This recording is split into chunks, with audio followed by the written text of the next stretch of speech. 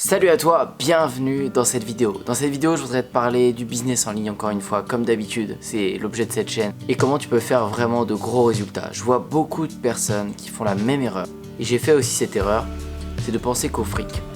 Quand tu commences à vendre en ligne, quand tu commences à essayer de faire un maximum de thunes, parce qu'on le fait tous, on fait tous du business en ligne, on fait tous du business pour se faire de la thune, on va pas se mentir, mais quand l'esprit et le sentiment c'est uniquement ça, ça fonctionne pas. Ça fonctionne très mal et ça tiendra pas dans le temps. C'est surtout ça. Et si tu veux faire énormément d'argent sur internet, si tu veux t'épanouir en plus, tu dois penser un peu différemment. Oui, on le fait pour l'argent, je suis d'accord avec toi. Mais là où tu iras loin, et ce que tu dois comprendre vraiment dans le business en ligne, c'est que tu dois le faire avec le sentiment d'aider les autres. Le but du business, en règle générale, si tu veux faire de l'argent dans le monde entier, c'est de proposer une solution aux problèmes des gens. Pourquoi on vend des produits en dropshipping ? Pour résoudre le produit. Pourquoi on vend des produits en dropshipping ? C'est uniquement pour résoudre le problème des gens. J'ai commencé par vendre des fers à lisser pour les filles. C'était pour le problème des cheveux bouclés ou j'en sais trop rien.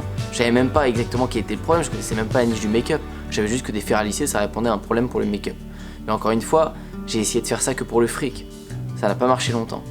Ça a marché comme du dropshipping, 1 mois, 2 mois. Ça n'a pas marché longtemps, je l'ai pas fait avec le cœur, j'ai pas cerné le problème des gens, j'avais même pas conscience que j'aidais quoi que ce soit, je voyais juste que c'était un produit qui marchait en pub. Super.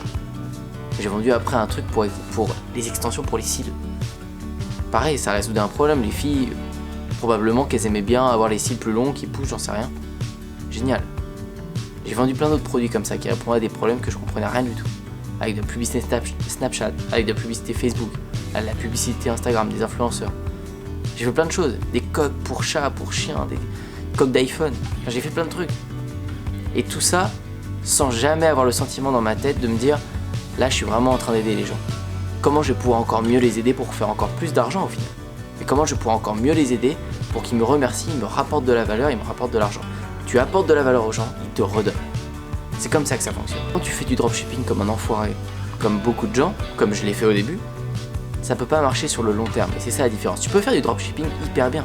Tu peux choisir tes produits et te pencher sur ta niche, comprendre le problème des gens et être sûr que ton produit soit bon pour les aider. Si ton produit est bon pour les aider, ils recommanderont chez toi par la suite. Et c'est là où tu te referas de l'argent, et énormément d'argent. Parce qu'un client qui est acquis, c'est beaucoup plus facile de lui revendre qu'un nouveau client. Un nouveau client, c'est un trafic froid, c'est une personne froide, elle te connaît pas. C'est pas qui t'aime. Donc avant qu'elle te fasse confiance, il va falloir que tu la caresses dans le sens du poil. Tandis qu'une personne qui a déjà payé chez toi et qui est convaincue, ça va être beaucoup plus facile de leur vendre un nouveau produit parce qu'elle va te refaire confiance, ton produit était bon. C'est là où est toute la différence d'un business qui va aller sur le long terme.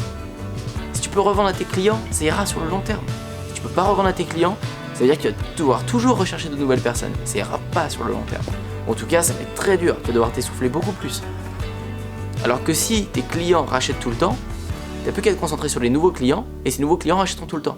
Ton business va être croissant. C'est comme ça qu'on fonctionne, c'est comme ça qu'il faut que tu fonctionnes. Et très peu de gens fonctionnent comme ça. Très peu de gens se focalisent sur les problèmes de leur niche. Très peu de gens prennent le temps d'analyser, de faire une étude de marché, de regarder un peu. Étude de marché, c'est un grand mot. Mais prennent le temps d'analyser les chaînes YouTube, d'analyser les problèmes d'une niche, de se pencher vraiment sur les personnes, interroger les personnes. Qu'est-ce que j'aurais dû faire moi avec mon fer à lisser ? J'aurais dû aller voir les filles, leur demander exactement pourquoi elles achètent ça, essayer de comprendre mieux la niche, alors encore que c'était pas une niche très compliquée, mais j'aurais dû me pencher sur le sujet, après améliorer mon site, faire un branding, etc. Enfin, si je voulais vraiment aller plus loin, développer un packaging pour que les gens soient contents, mon fer à lisser, je suis sûr qu'il cramait les cheveux de tout le monde. Il est vraiment là le problème. Alors oui, c'est un peu plus chiant. Oui, des fois ça prend du temps de tester un plan, ça marche pas, tester un autre truc, ça marche pas. Parce que avant de trouver la bonne offre qui répond au bon problème, c'est pas facile. Des fois, il faut tester 2 fois. Des fois, il faut tester 20 fois. Des fois, 200 fois. Il n'y a pas de chiffre précis. Il n'y a pas de science exacte, absolument pas. Mais il faut tester plusieurs fois jusqu'à temps que ça marche. Et il y a toujours une solution aux problèmes des gens. Les gens on a tous des problèmes, j'ai plein de problèmes. J'achète plein de produits. Ceux qui me les vendent, ils ont bien cerné mon problème, c'est tout. Donc pensez moins au fric. Quand vous faites des lives de vente, si vous en faites, quand vous faites vos boutiques, ne pensez pas dans votre tête comment je vais faire du fric vite, comment je vais faire du fric vite. Non, comment tu vas résoudre le problème de ton client. Comment tu vas le résoudre au mieux et comment il va être ultra satisfait de toi. Peut-être en lui envoyant encore 10 mails de contenu de valeur gratuite après qu'il ait acheté. Il va se dire putain j'ai acheté ça et il m'explique comment utiliser mon produit que j'en ai acheté. Tu vois un peu? C'est comme ça qu'il faut que tu fasses, c'est comme ça qu'il faut que tu mettes en place ton business en ligne. C'est hyper important que tu réfléchisses de cette manière. J'espère que tu as compris ce message. Aujourd'hui, c'était une petite astuce marketing parce que je vois beaucoup de gens qui n'y prennent pas le temps de se poser ces questions-là. Et moi-même, au début, je prenais pas le temps de me poser ces questions-là. Je me suis vite mis sur le bon chemin par rapport à ça. Je l'ai vite compris. Mais néanmoins, au début, je faisais vraiment de la merde par rapport à ça. Et je pense qu'il y en a beaucoup qui font cette merde-là. Donc, prenez bien ça en compte. Changez un peu votre business, changez votre mentalité, surtout ça se passe dans la tête. Parce que votre message de vente et votre marketing va être différent si vous pensez de la bonne manière. Alors n'hésite surtout pas à t'abonner à cette chaîne pour suivre les prochaines vidéos, à liker et à rejoindre la série Système 49 pour te présenter comment moi je monte mes business aujourd'hui, comment j'en vis, comment moi et mes potes on en vit tous. Et ça je te le présente dans la série Système 49, c'est le premier lien dans la description. Je te souhaite bon courage, ne lâche pas, continue à taffer. Je te dis à bientôt, ciao.